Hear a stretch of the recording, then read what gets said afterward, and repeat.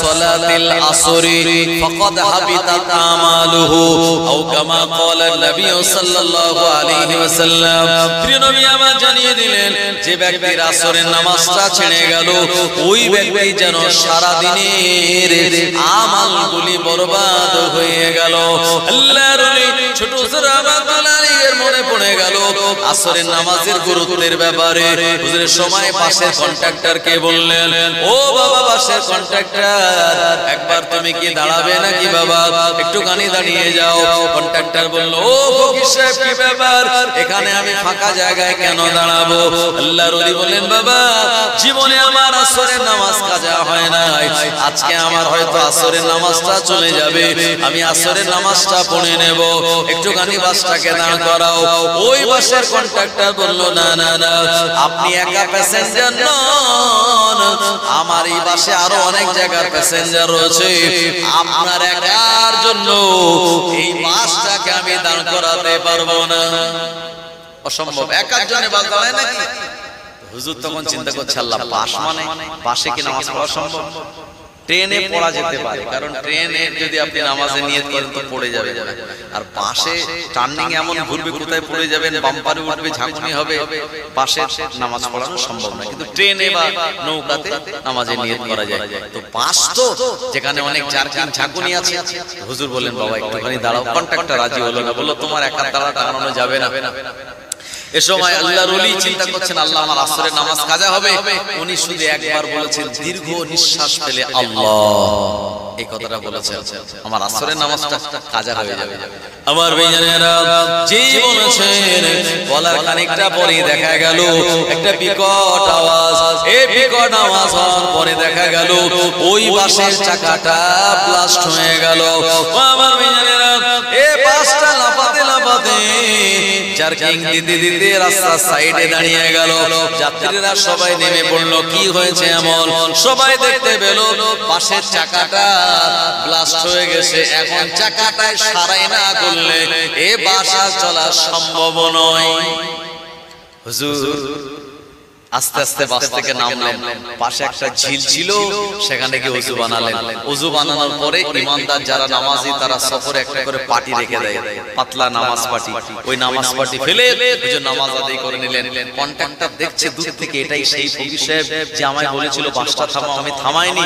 আরে সে তো নামাজ আদায় করে নিল, কিন্তু আমার বাসটা তো সারাই করা এখনো হলো না, কারণ 4 রাকাত নামাজ খুব জোর হলে 10 মিনিট টাইম লাগবে, আর আমরা যে 5G গতিতে নামাজ পড়ি 4 মিনিটে হয়ে যায়। কথা ঠিক কিনা?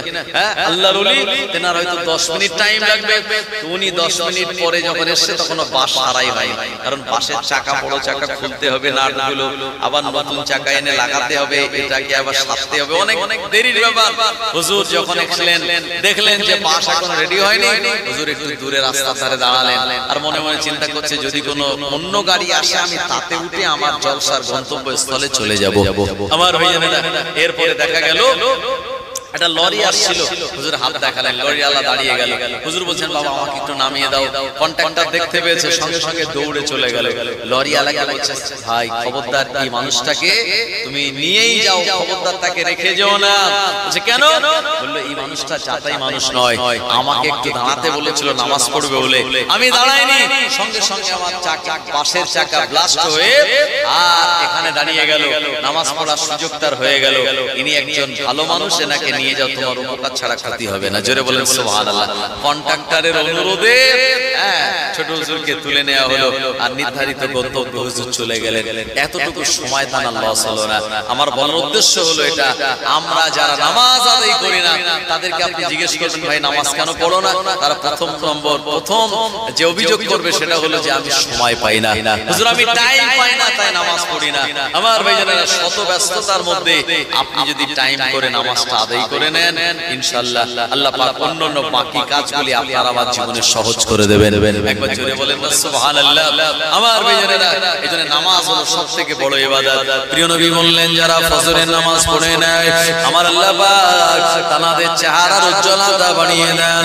যারা জোহরের নামাজ পড়ে নেয় আমার আল্লাহ তাআলা রুজি রোজগার রোজগারে বরকত দেন, যারা আসরের নামাজ আদায় করে নেন আমার আল্লাহ তাদের শরীরে সক্ষমতা দান করেন। আর মাগরিবের নামাজ যারা আদায় করে নেন সন্তান আদিগুলি ওই পিতামাতা নামাজি পিতামাতার আনুগত্য হয়ে যায়। এশার নামাজ পড়ে রাতের বেলা ঘুমিয়ে গেলে সারা রাতের ঘুমটা আমার আল্লাহ নফল ইবাদতের সওয়াব দান করে দেন। ও জওয়ানেরা যুবকেরা নবীর উম্মতেরা আল্লাহর ওলি ছোট রাহমাতুল্লাহ আলাইহি নামাজের জন্য আর মনে মনে নিয়াত করেছেন আমার আল্লাহ পাক তার ব্যবস্থা করে দিয়েছেন আসরের নামাজ আদায় করার জন্য। আপনি আমি যদি প্রকৃত নামাজি হই সব জায়গায় আমার আল্লাহ আমাদের নামাজ পড়ার ব্যবস্থাটা করে দেবে। আর জোরে বলেন সুবহানাল্লাহ। দাদা হুজুরের জীবনীতে লেখা আছে হুজুর বশিরের আল্লামা লিখেছেন, যাতাই নয় বশিরের আল্লামা, তিনি যাতাই মানুষ ছিলেন না, আল্লাহ পাক যাকে বিরাট ইলম দান করেছিলেন সেই বশিরাত আল্লামা বলছেন দাদা হুজুর মাটিন ট্রেনে করে জলসাতে যাবেন, স্টেশনে পৌঁছে গেছেন আসরের সময় ট্রেন চলে এসেছে। হুজুর বললেন বাবা ওই বাসের ওই ট্রেনের ড্রাইভারকে গিয়ে বলো একটুখানি ট্রেনটা যেন দাঁড় করায়, আমি আসরের নামাজটা পড়ে আমরা সবাই মিলে জামাতে পড়ে তারপরে ট্রেনে উঠবো। তো হুজুরের একজন মুরিদ গেল ওই ট্রেনের ড্রাইভারের কাছে, স্যার একটুখানি আপনি দাঁড়ান, ট্রেনটাকে দাঁড় করান, আমরা নামাজ পড়ে তারপরে উঠবো। তো ট্রেনের ড্রাইভার সে বলছে এটা সরকারি ট্রেন, কারোর কথায় চলে না, এটা সরকারি টাইমে চলে, আমি কারোর জন্য ওয়েট করতে পারবো না। মুজাদ্দিদুল জামানের কাছে এসে বললেন দাদা হুজুর বলেন বাবা জলসা আগে নয় আগে নামাজ।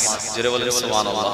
আমাদের অনেক এমন বক্তা আছি আমরা, দেখা গেল আমাদের জলসা করতে গিয়ে নামাজি কাজা হয়ে যাচ্ছে, অনেকের নামাজি ফৌত হয়ে গেল, নামাজ পড়াই হলো না। জি কিন্তু মুজাদ্দিদুল জামান নামাজে কত পাবন্দি ছিলেন। ওই সময় ট্রেন এত ঘন ঘন নয় যে সন্ধ্যালে স্টেশনে গিয়ে দাঁড়ালে বা ফাঁসলিয়া গিয়ে দাঁড়ালে 8 ঘন্টা পর পর ট্রেন, এরকম নয়, সকালে একটা ট্রেন বিকালে একটা ট্রেন। আর ওই ট্রেনটা যদি ফেল হয়ে যায় হুজুর জলসা ধরতে পারবেন না। মুরিদ যারা তারা টেনশন করছে হুজুর আপনি বলছেন নামাজে দাঁড়াবো আর ট্রেন যদি চলে যায় আমাদের জলসাতেই যাওয়া হবে না। হুজুর বলেন বাবা আল্লাহ পাক কোরআনুল মাজিদে শুনিয়েছেন ওমা মিন দাব্বাতিন ফিল আরদি ইল্লা আলাল্লাহি রিজকুহা, পৃথিবীতে এমন বিচরণশীল কোন প্রাণী নাই যার রিজিকের দায়িত্ব আমি আল্লাহ আমার কুদরতি হাতে নাই। সুতরাং রিজিক যদি আল্লাহ ওই জায়গায় আমাদের রাখে তো যে কোনো প্রকারে আল্লাহ আমাদের পাঠিয়ে দেবে। আল্লাহর হুকুমে নামাজটাকে আদায় করব। জোরে বলেন সুবহানাল্লাহ। আমার ভাইজানেরা ও নবীর উম্মতেরা আল্লাহর ওলি মুজাদ্দিদুল জামান ওই মাটিন ট্রেন স্টেশনে তিনি আসরের নামাজের নিয়াত করলেন, ইমাম হিসাবে তিনি নামাজ পড়ালেন আর হুজুরের মুহিব্বিনগণেরা হুজুরের পিছনে তারা নামাজ ইক্তেদা করলেন। আসরের সফরে 2 রাকাত নামাজ হয়ে গেল। আল্লাহর ওলি সালাম ফেরানোর পরে বললেন বাবা তাড়াতাড়ি তোমরা ট্রেনে উঠে পড়ো। ও আমার ভাইজানেরা এই সময় মুহিব্বিনগণেরা সালাম ফিরিয়ে দেখে তখনও ট্রেনটা দাঁড়িয়ে রয়েছে। আরে ট্রেনটা তো চলে যাওয়ার কথা, কেন দাঁড়িয়ে পড়লো? কারণ আল্লাহর ওলি যখন আল্লাহর নামাজের জন্য আল্লাহু আকবার বলে তাকবীরে তাহরিমা বেঁধে নিয়েছে, অটোমেটিক ট্রেনের ইঞ্জিনটা তখন বন্ধ হয়ে গিয়েছিল। আমার ভাইজানেরা ট্রেনের ড্রাইভার ট্রেনের গার্ড নেমে গেল, কোন জায়গায় কি প্রবলেম হলো অনেকবার সলভ করার চেষ্টা করলো, না না না এত ট্রাই করার পরে প্রবলেম যখন সলভ করতে পারলো না এই ট্রেনটাকে তারা রিস্টার্ট করতে পারলো না।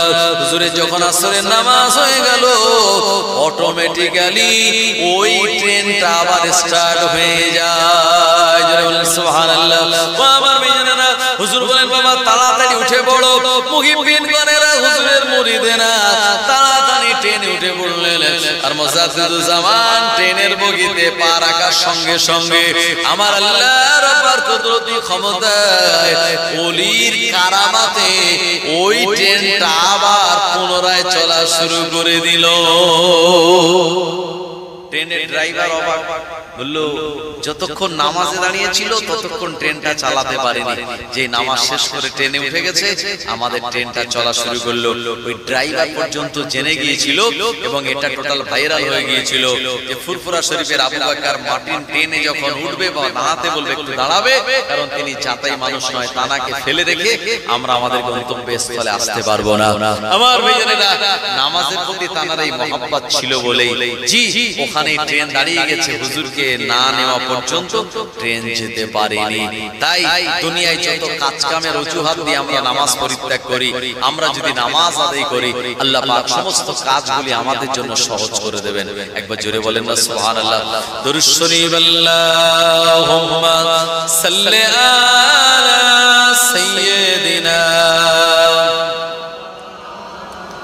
ওয়া আলা আলি সাইয়্যিদিনা। চাঁদ বলে আমি নয় তুমি নবী সুন্দর, ফুল বলে সুবাসিত নবীজির অন্তর। চাঁদ বলে আমি নয় তুমি নবী সুন্দর, ফুল বলে সুবাসিত নবীজির অন্তর। তারাদের দল বলে তুমি প্রিয় দরবে, মেঘ বলে পানি হয়ে তুমি নবী সরবে, মানুষের কাছে তুমি রহমের বন্ধন, মানুষের কাছে তুমি রহমের বন্ধন। চাঁদ বলে আমি নয় তুমি নবী সুন্দর, ফুল বলে সুবাসিত নবীজির অন্তর। রোদ বলে খুশি মনে তুমি নবী শান্তির, শেষ করে দিলে তুমি ছিল যত ভ্রান্তি। রাত বলে নূর ছিল রাসূলের দৃষ্টিতে, দিন বলে তুমি সেরা মাবুদের সৃষ্টিতে। আলোময় করে দিলে পৃথিবীর অন্তর, আলোময় করে দিলে পৃথিবীর অন্তর। চাঁদ বলে আমি নয় তুমি নবী সুন্দর, ফুল বলে সুবাসিত নবীজির অন্তর। আরবের পথ বলে তুমি নবী মুক্তির, বয়ে দিলে ধরণীতে বায়ু তাপ স্বস্তির। মদিনার বাতাসেরা এসে বলে বাংলায়, আকাশের সুখ নামে প্রতিদিন রওজায়। ভরে গেল সাকিনাতে মদিনার প্রান্তর, ভরে গেল সাকিনাতে মদিনার প্রান্তর। চাঁদ বলে আমি নয় তুমি নবী সুন্দর, ফুল বলে সুবাসিত নবীজির অন্তর। লা ইলাহা ইল্লাল্লাহ, লা ইলাহা, লা ইলাহা ইল্লাল্লাহ মুহাম্মাদুর রাসূলুল্লাহ সাল্লাল্লাহু আলাইহি ওয়াসাল্লাম। এই দুনিয়াতে ওই বদরের ময়দানে 313 জন জানারা যোগদান করেছিলেন যুদ্ধে, তারা সবাই জান্নাতে যাবেন। আল্লাহ পাক সরাসরি তাদের ব্যাপারে অঙ্গীকার না করলেও নবীজি বলে দিয়েছেন বদরের যুদ্ধে যারা অংশগ্রহণ করেছেন আল্লাহ পাক তাদের বিগত জীবনের গুনাহগুলি মাফ করে দিয়েছেন। জোরে বলুন সুবহানাল্লাহ।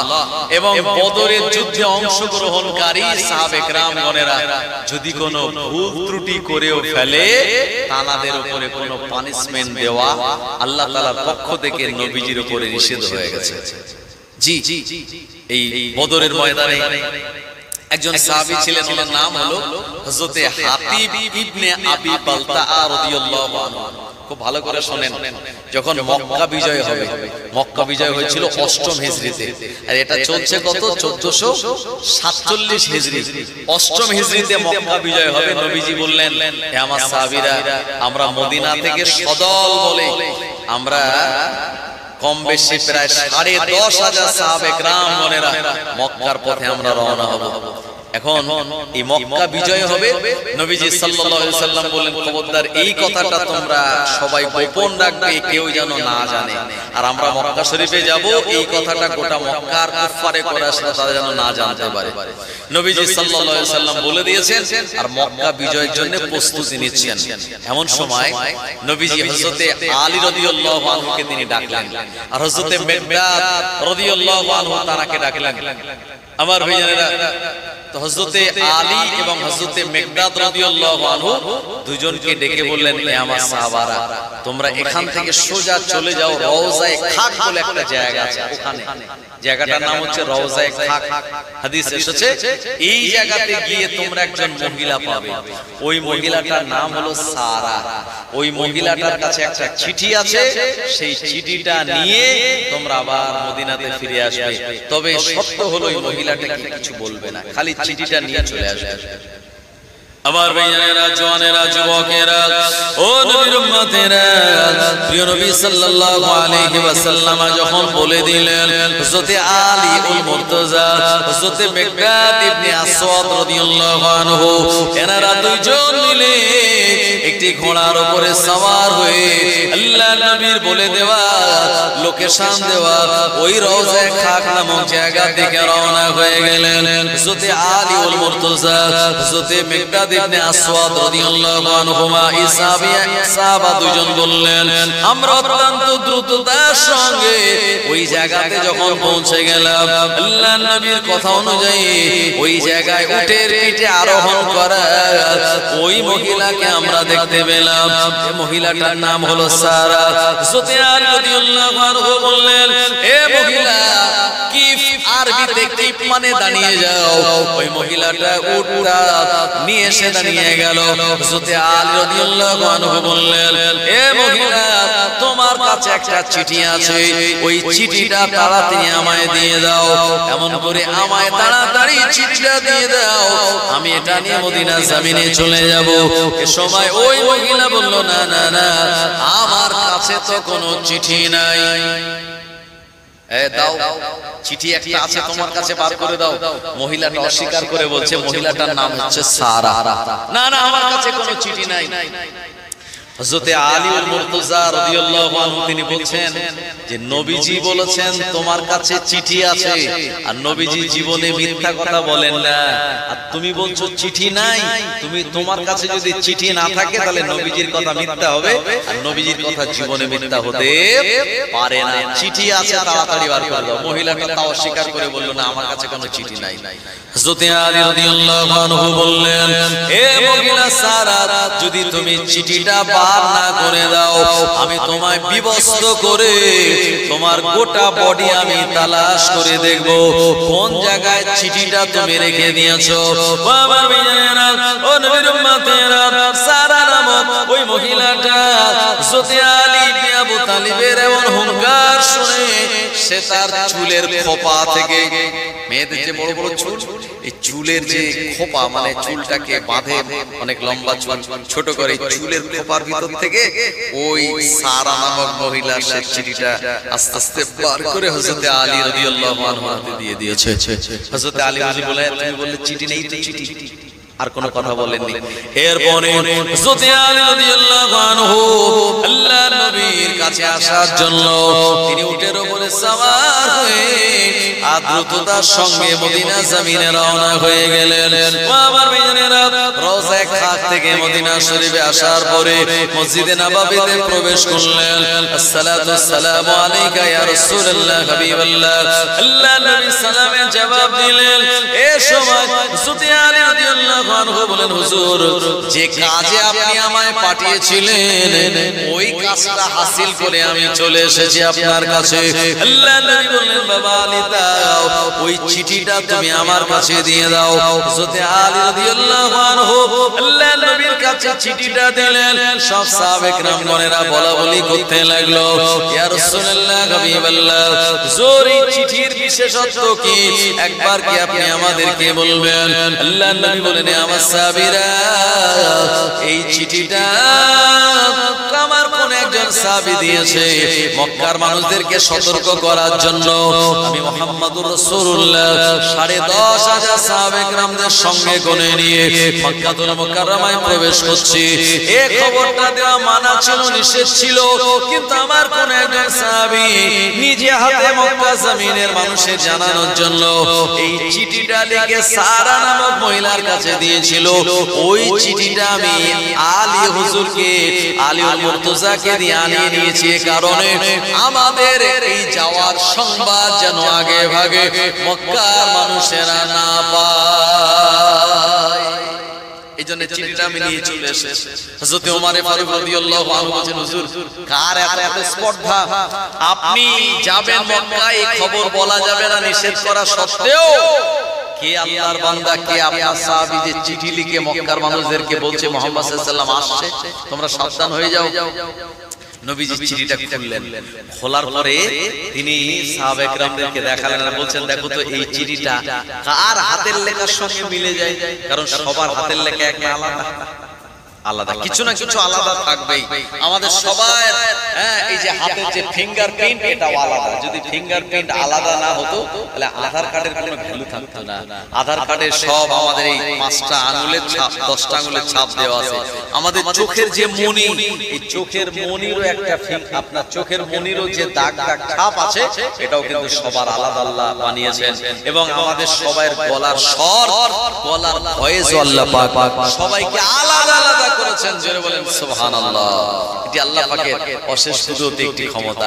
আর হাতের লেখাও কম বেশি কিছু ডিফারেন্স থাকবে। নবীজি বলেন, সাহাবীরা দেখো তো মিলিয়ে এটা কোন সাহাবীর হাতের লেখা।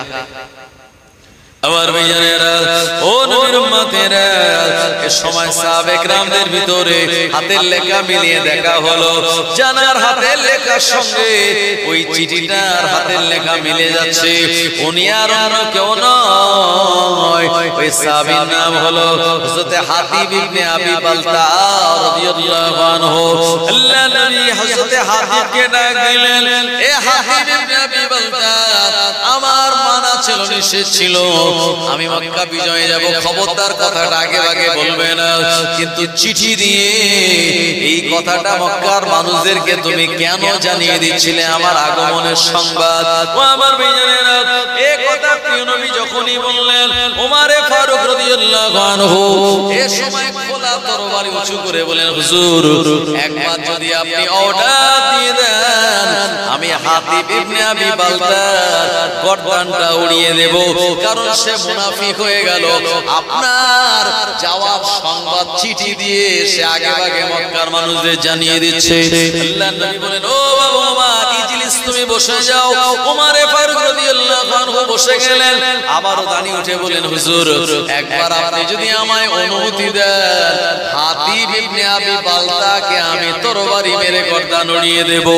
এভাবে 3 বার যখন বললেন, আল্লাহর নবী বললেন, ও বাবা ওমর, তুমি কি জানো না আমার হাতিব ইবনে আবি বালতা হলো বদরের যুদ্ধে অংশগ্রহণকারী একজন সাহাবী। চুরে হবে না? 313 জন, তার ভিতরে 14 জন শহীদ, 299 জনের ভিতরে একজন হাতিব ইবনে আবি বালতা। আল্লাহ তাআলাকে জান্নাত দেবেন, আল্লাহ তাআলার বিগত গুনাহগুলি maaf করে দিয়েছেন। তাকে তুমি গর্দানে তরবারি মারবে বলছো? ওমর ফারুককে হুজুর যে স্মরণ করিয়ে দিয়েছে, ওমর ফারুকের চোখ দিয়ে টকটক করে পানি পড়ছে। ইয়া রাসূলুল্লাহ, হাবিবাল্লাহ, হুজুর আপনি আমায় maaf করুন, হাতিব ইবনে আবি বালতার আমি আর তরবারি মারব না। নবীজি বলেন, হাতিব তুমি এই কাজ কেন করলে? ইয়া রাসূলুল্লাহ, হাবিবাল্লাহ হাত জোড় করে বিনয়ের সঙ্গে বলতে লাগলেন, হুজুর বেয়াদবি নেবেন না, আমি হাতিব ইবনে আবি বালতা। একবার দেখুন চিঠিতে আমি কি লিখেছি। এই চিঠিতে লেখা আছে, হে আমার পরিবারের আব্বা, হে আমার আম্মা, হে আমার স্ত্রী, হে আমার বেটারা, তোমরা তোমাদের ঘর ছেড়ে মক্কাতুল মুকাররমা ছেড়ে দূরে অন্য কোন জায়গায় চলে যাও, কারণ মুহাম্মদ সাল্লাল্লাহু আলাইহি ওয়াসাল্লাম তিনি প্রবেশ করছেন। আর তারা সাহাবীরা যদি তোমাদের শহীদ করে দেয়, তোমাদের হত্যা করে দেয়, আমি পরিবার হারা হয়ে যাব। এ কারণে আর এখানে তোমরা না থেকে দূরে অন্য কোন জায়গায় চলে যাও। আল্লাহ নবীকে শোনালো। নবী আমার সময় মুচকে হেসে বললেন, হে আমার সাহাবীরা, হাতিবের উপরে রাগ করো না, দুঃখ করো না। হাতিব ইবনে আবি বালতা তার পরিবারকে অত্যন্ত ভালোবাসে, কিন্তু দুর্ভাগ্যবশত হাতিব ইবনে আবি বালতা তার পরিবারের আব্বা মা এখনো মুসলমান হয় নাই, তার স্ত্রী এখনো মুসলমান হয় নাই, তার সন্তানাদি এখনো মুসলমান হয় নাই। আল্লাহ চাহে তো পরে মুসলমান হবে, ওরা যাতে মারা না যায় এ কারণে পরিবারের প্রতি ভালোবাসা দেখিয়ে এই কাজটা হাতিব ইবনে আবি বালতা করেছিল। আমি রাসূলুল্লাহ তাকে মাফ করে দিলাম। ছেড়ে বলেন সুবহানাল্লাহ। এই মাফ করে দেওয়া, ক্ষমা করে দেওয়া, এটা একটা মহৎ গুণ। কথা ঠিক কি না জওয়ানেরা, যুবকরা? এইজন্য দুনিয়া জমিনে প্রিয় নবী হাদিস রেখে গিয়েছেন, মান সাতারা মুসলিমান সাতারাল্লাহু ফিদ দুনিয়া ওয়াল আখিরাহ, আও কামা ক্বালা নবী সাল্লাল্লাহু আলাইহি ওয়াসাল্লাম। নবীজি বলেছেন, যে ব্যক্তি কোনো মুসলমানের দোষ ত্রুটি গোপন করে, আল্লাহ পাক তানাকেও তানার দোষ ত্রুটি গোপন করেন এবং তানার জীবনের গুনাহগুলি গোপনে গোপনে ক্ষমা করে জান্নাত দিয়ে দেন। জোরে বলি আমার ভাইজানেরা, জওয়ানেরা, যুবকেরা, এইজন্য মানুষের দোষ ত্রুটি বলে বেড়ানোর কোনো জায়গা নাই। ওয়াইলুল লিকুল্লি হুমাযাতিল লুমাযা, ধ্বংস তারা যারা মানুষের সামনে পিছনে নিন্দা মন্দ করে। আমার ভাইজানেরা, ও নবীর উম্মতেরা, প্রিয় নবী সাল্লাল্লাহু আলাইহি ওয়াসাল্লাম বললেন, আমার হাতিব ইবনে আবি বালতা সে মহব্বতের কারণে এটা করেছে, কারণ সন্তানের, স্ত্রীর, পিতামাতার প্রতি মহব্বত রাখা এটা ঈমানদারের একটি বড় আলামত। মহব্বত এটা পরিবারের প্রতি দেওয়া, এটি হলো ঈমানদারের আলামত। নবীজি সাল্লাল্লাহু আলাইহি ওয়াসাল্লাম হযরত ইমাম হাসানকে নিয়ে খুব চুমা খাচ্ছেন, ইমাম হুসাইনকে নিয়ে চুমা খাচ্ছেন মহব্বতের সঙ্গে। এমন সময় নবীজির দরবারে একজন সাহাবী ছিলেন, বুখারীতে বর্ণিত। ওই সাহাবীর নাম হলো হযরত আকরা বিন হাবিস রাদিয়াল্লাহু আনহু। হযরত আকরা বিন হাবিস বলছে, হুজুর আপনি ইমাম হাসানকে এত চুমা খাচ্ছেন, হুসাইনকে এত চুমা খাচ্ছেন, আল্লাহ পাক আমায় 10টা সন্তান দিয়েছে, আমি জীবনে কোনোদিন আমার বাচ্চাদের মুখে একটাও চুমা খেতে পারি। নবীজি সাল্লাল্লাহু আলাইহি ওয়াসাল্লামের সাহাবী যখন এই কথা বলেছে, নবীজি রাগান্বিত হয়ে গেলেন। এ সাহাবী আকরা বিন হাবিস, বলো কি? না হুজুর, আমি এই চুমা দিতে পারিনি। কেন? হুজুর আমার এটা আসে না, আমি যে আদর করব, মহব্বত করব, চুমা দেব, এটা আমার মনে হয় না। নবীজি সাল্লাল্লাহু আলাইহি ওয়াসাল্লাম বললেন, ও আকরা বিন হাবিস, না না না, এমনটা নয়, বাচ্চারা হলো আমার আল্লাহ তাআলার সুগন্ধি। জোরে বলেন সুবহানাল্লাহ। আতরের সুগন্ধ আছে না নাই আমরা গায়ে মাখি? আল্লাহ পাকের সুগন্ধি, কুদরতি সুগন্ধি হলো মাসুম বাচ্চারা। মাসুম বাচ্চারা তাদের চেহারা দেখবেন মায়াবী চেহারা, দেখলে আপনার মায়া আসবে, দয়া আসবে। নবীজি বলেছেন, যারা এই বাচ্চাদের দেখে মহব্বত করে, চুমা দেয়, আদর করে, আমি নবী আমার সুন্নাত তারা যেন পালন করলো। আর নবীর সুন্নাত পালন করলে, মান তামাসসাকা বিসুন্নতি ইনদা ফাসাদে উম্মতি ফালাহু আজরু মিয়াতা শাহীদিন, তাকে আল্লাহ পাক 100 শহীদের সওয়াব দান করে দেবেন। জোরে বলুন সুবহানাল্লাহ। নবীজির সুন্নাত জিন্দা করলে 100 শহীদের সওয়াব। আকরা বিন হাবিস উনি তাড়াতাড়ি বাড়ি গিয়ে তার পরিবারের বাচ্চাদের এরপরে মহব্বত করেছিলেন আর চুমা দিয়েছিলেন। আমার ভাইজানেরা, এজন্য আহলদেরকে ভালোবাসা, মহব্বত করা, পরিবারকে মহব্বত করা, ভালোবাসা নবীজির সুন্নাত। তবে আপনার হাল, আপনার পরিবার যদি ইসলামের বিপক্ষে চলে যায়, ওটা আপনার আর পরিবার নয়। আপনার ছেলে যদি সে যদি বেধর্মীদের পুজো দেখতে চলে যায়, আসে না নাই? এই যে দুর্গা পুজো হলো বা অন্যান্য পুজো সামনে আসে, মুসলমান ঘরের ছেলেরা তারা পুজোর প্যান্ডেলে ঘুরে বেড়াচ্ছে, নাউজুবিল্লাহ। আমার ভাইজানেরা, এই জায়গায় গেলে এখানে তো আল্লাহর গজব নাজিল হয়, আর ওখানে ঘুরলে আপনার আমার উপরে, যারা পরিবারের সন্তানেরা যাবে তাদের উপরে আল্লাহর রহমত নয়, গজব নাজিল হবে। জি, এবং সেখানে অংশগ্রহণ করে, এটা প্রকাশ্য একটি শিরকি কাজ।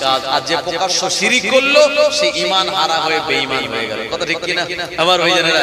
এইজন্য যদি কেউ বেঈমান হয়ে যায়, আল্লাহকে অস্বীকার করে, ওটা আপনার আর পরিবার নয়, যদিও আপনার ছেলে হয় বা আপনার মেয়ে হয়। অনেকে আছে মুসলমান ঘরের মেয়ে হিন্দু ঘরের ছেলের সঙ্গে প্রেম ভালোবাসা মহব্বত করে বেরিয়ে চলে গেল এবং সে মুসলমান থেকে হিন্দু হয়ে গেল বা অন্য ধর্মে চলে গেল, সে মুরতাদ হয়ে গেল। সে তখন আপনার আর হাল থাকবে না। শরীয়ত মানা করে দিয়েছে ওই মেয়েটাকে আর সম্পত্তি আপনি দেবেন না। ওই ছেলেটা আপনার পাওয়া সম্পত্তি থেকে বঞ্চিত হয়ে গেল। বাপের সম্পত্তি ছেলে পাবে তো? ছেলে যদি মুসলমান থেকে অন্য ধর্মে চলে যায়, মেয়ে বাপের সম্পত্তি পাবে। মেয়ে যদি মুসলমান থেকে অন্য ধর্মে চলে যায়, আপনার সম্পত্তির হক থেকে সে বঞ্চিত হয়ে গেল। আমার ভাইজানেরা, ও নবীর উম্মতেরা, এইজন্য নূহ আলাইহিস সালাতু সালাম তার বেটা হলো কেনান। সে নবী নূহ আলাইহিস সালামের উপর ঈমান আনে নাই। ও জওয়ানেরা, যুবকেরা, ও নবীর উম্মত উম্মতানিরা, নূহ আলাইহিস সালাম বললেন আমার আল্লাহ পাক আযাব আর গজব দেবে। কেনান বলল এমন গজব কি আমি ভয় পাই না। এই সময় আমার আল্লাহ রাব্বুল আলামিন মাটির তলা থেকে পানি, আসমান থেকে পানি দেওয়া শুরু করলো। কেনান বলে আমি পাহাড়ের এমন চূড়ায় উঠে যাব, ওখানে আমায় পানি স্পর্শ করবে না। নূহ আলাইহিস সালাম বারবার নিজের বেটাকে নিজের আহাল নিজের পরিবার বলে সম্বোধন করছিলেন। আমার আল্লাহ বলেন, এ নবী নূহ, না না না, ও তোমার আহাল নয়, ও তোমার পরিবার নয়, কারণ সে এখন তোমাকে নবী না বলে মেনে বরঞ্চ অন্যভাবে অন্য ধর্মের দেশে দীক্ষিত হয়েছে। এজন্য এখন তোমার বেটা আহাল নয়, তোমার পরিবার নয়। এরপরে যদি তুমি তাকে তোমার ছেলে বলে সম্বোধন করো, আমি আল্লাহ পাক তোমাকে নবীর খাতা থেকে নাম কেটে দেব। নবী নূহ আলাইহিস সালাম আমার ভাইজানেরা, নিজের বেটাকে তখন তিনি আর আহাল বললেন না, পরিবার বললেন না।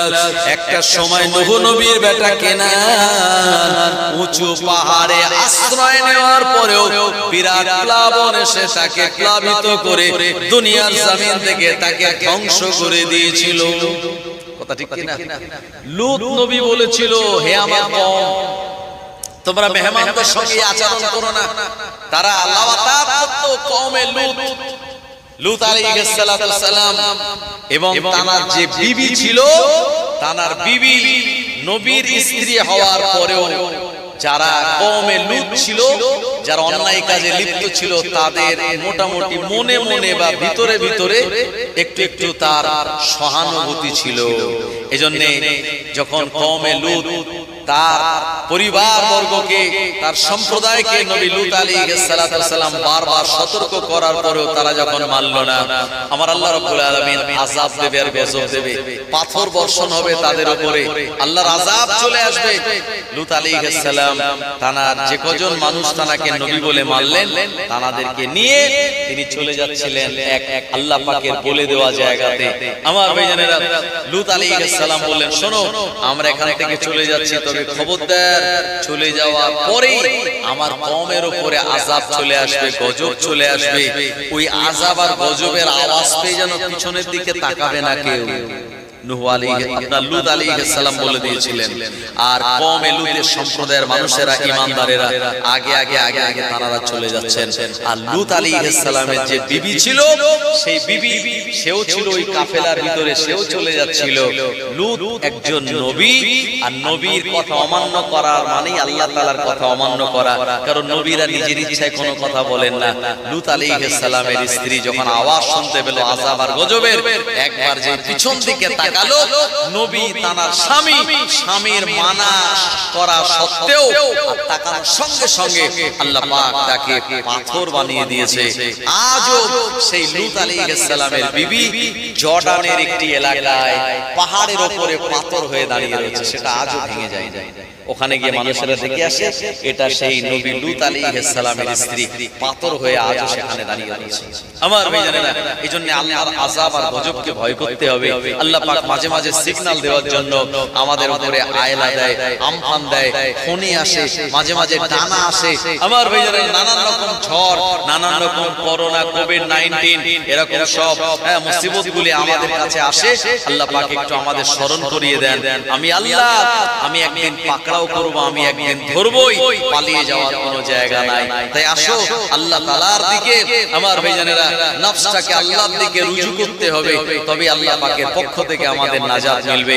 আর নফস যদি আমাদের নফসে মুতমাইন্না হয়ে যায়, জিকির ফিকির করে, তাসবিহ তেলাওয়াত করে, আল্লাহ পাককে রাজি আর খুশি করে আমরা আমাদের নফসটাকে যদি নফসে মুতমাইন্না বানাতে পারি, তো আল্লাহ পাক তাদেরকে ডাক দিয়ে বলবেন, ইয়া আইয়াতুহান নাফসুল মুতমাইন্না ইরজিই ইলা রাব্বিকি রাদিয়াতাম মারদিয়া ফাদখুলি ফি ইবাদি ওয়াদখুলি জান্নাতি। আমার আল্লাহ বলেন, হে প্রশান্তমূলক আত্মা, চলে এসো, ইরজিই ইলা রাব্বিকি রাদিয়াতাম মারদিয়া, চলে এসো আল্লাহ পাকের রেজামন্দের দিকে, ফাদখুলি ফি ইবাদি, প্রবেশ করো আমার নেক বান্দাদের দলে, ওয়াদখুলি জান্নাতি, এবং আমার জান্নাতেও প্রবেশ করে যাও। একবার জোরে বলেন সুবহানাল্লাহ।